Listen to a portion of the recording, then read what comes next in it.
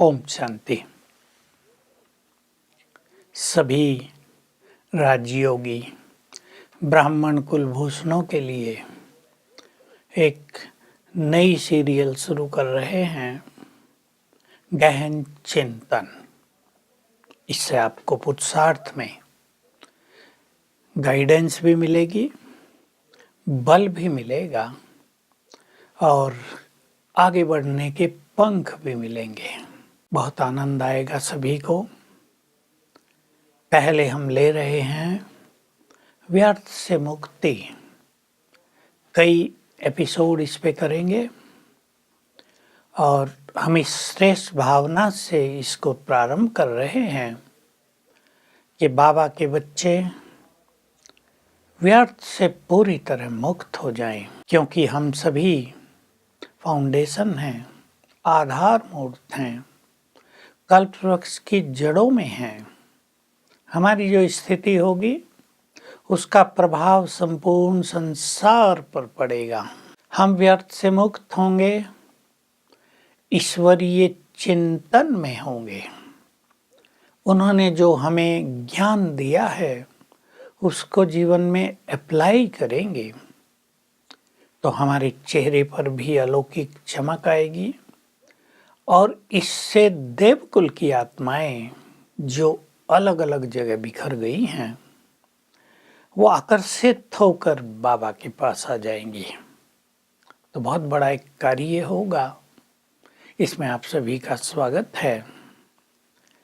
पहला हम शुरू कर रहे हैं कि जो व्यर्थ मनुष्य के मन में चलता है इससे एकाग्रता नष्ट होती है। मैं ऐसे कहूँ तो मनुष्य का श्रृंगार ही बिगड़ जाता है, क्योंकि जो कुछ मनुष्य सोचता है उसके हर संकल्प के वाइब्रेशन सबसे पहले ब्रेन में फैलते हैं। उसका असर सर्वप्रथम मस्तक से, चेहरे से दिखाई देता है।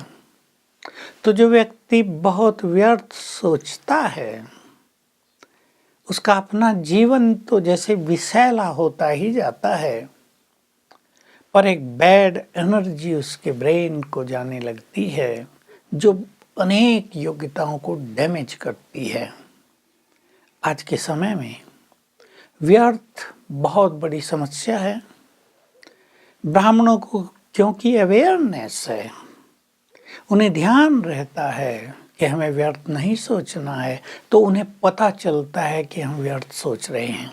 संसार में जो लोग हैं उसमें विशेष रूप से जो युवा वर्ग है और मातृशक्ति है, मैं दोनों की बात इसलिए कर रहा हूँ कि जब बड़े हो गए, मनुष्य अपने काम धंधों में लग गया तो उसका व्यर्थ थोड़ा कम भी हो जाता है, लेकिन मातृशक्ति और युवक भिन्न भिन्न तरह से व्यर्थ के शिकार होते रहते हैं। इससे एकाग्रता खत्म होती है, परमात्म मिलन का सुख चला जाता है। योग, राजयोग जो बहुत बड़ी चीज है, जिससे हम परमात्म शक्तियां प्राप्त करते हैं, प्योरिटी को प्राप्त करते हैं, जिससे वास्तव में आत्मा का श्रृंगार होता है, उसकी सभी बीमारियां दूर होती हैं। वो योग फिर लगेगा ही नहीं, एकाग्रता होगी ही नहीं। बैठेंगे योग अभ्यास के लिए, मेडिटेशन के लिए, मन भटक जाएगा इधर उधर।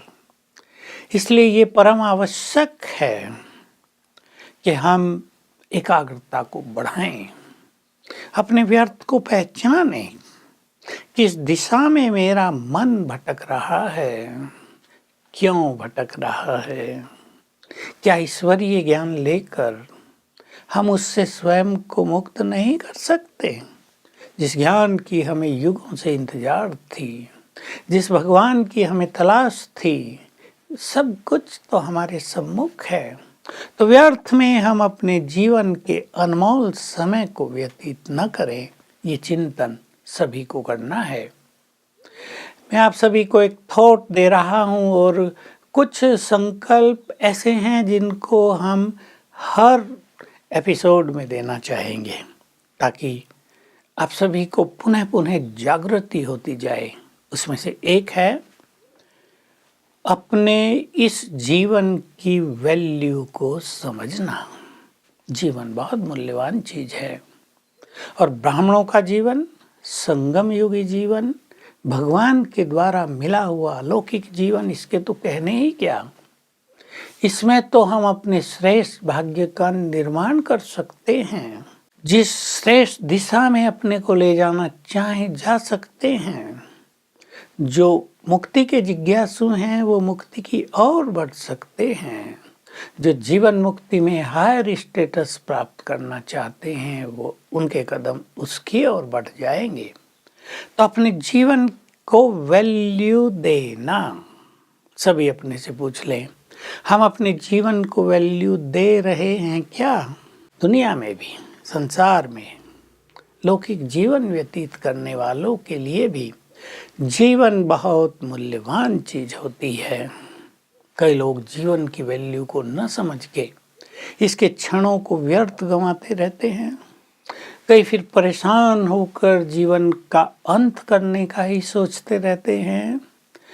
कई तरह की बीमारियां बढ़ती रहती हैं। जीवन को वैल्यू देंगे, बहुत इम्पोर्टेंट बात है। और जीवन में दो चीजें सबसे महत्वपूर्ण, हमारे संकल्प, थॉट्स, विचार और हमारा समय। कई लोगों को समय की वैल्यू नहीं होती है, पर हमें अपने समय को वैल्यू देनी है। ऐसा समय संगम युग का समय, भगवान से मिलन का समय, उससे सर्व खजाने प्राप्त करने का समय बहुत भाग्यवान और पुण्य आत्माओं को ही प्राप्त हुआ है। रियलाइज कर लें, एक्सेप्ट कर लें, हम बहुत भाग्यवान हैं, बहुत पुण्य आत्माएं हैं जो स्वयं भगवान हमारे घर में आ गया है, हमारी पालना करने आ गया है। कितनी वैल्यू है इस जीवन की, कितनी वैल्यू है हमारी एकाग्रता की। बहुत ध्यान देंगे, क्योंकि अगर व्यर्थ बहुत है, आप अपने घर में रहते हैं, व्यर्थ संकल्प चल रहे हैं, तो आपके घर में निगेटिव वाइब्रेशंस फैलते जा रहे हैं। उन निगेटिव वाइब्रेशन से अनेक समस्याएं पैदा हो रही हैं। आप कहेंगे बच्चे सुनते नहीं, बच्चे पढ़ाई नहीं पढ़ते, बच्चे फ़ोन पे रहते हैं, बच्चे इधर उधर लग गए हैं। जिम्मेदार आपके घर के वाइब्रेशंस भी हैं और ये आपकी जिम्मेदारी है अपने घर के वाइब्रेशंस को पावरफुल बनाना। तो व्यर्थ होगा तो वाइब्रेशंस तो कमज़ोर ही हो जाएंगे। आप ये नहीं सोचेंगे कि मैं अकेला, मैं अकेली, मैं क्या करूं। नो, अकेला सूरज आसमान में चमकता है, संसार को रोशन करता है। अकेली इष्ट देवी, अकेली महान आत्मा जग के कल्याण के लिए बहुत बड़ी भूमिका निभाती है।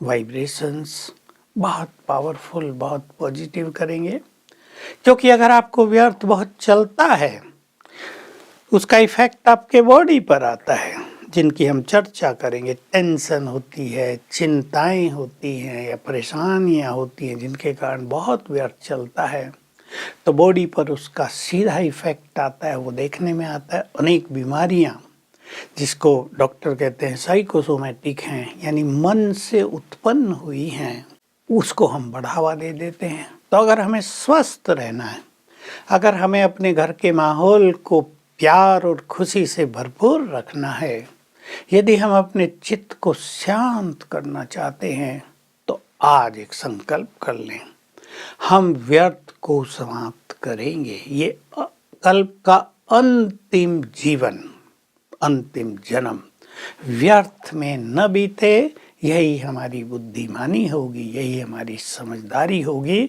तो आइए हम सभी मिलकर आज से दृढ़ संकल्प करें, बाबा को अपने प्यार में बांध लें।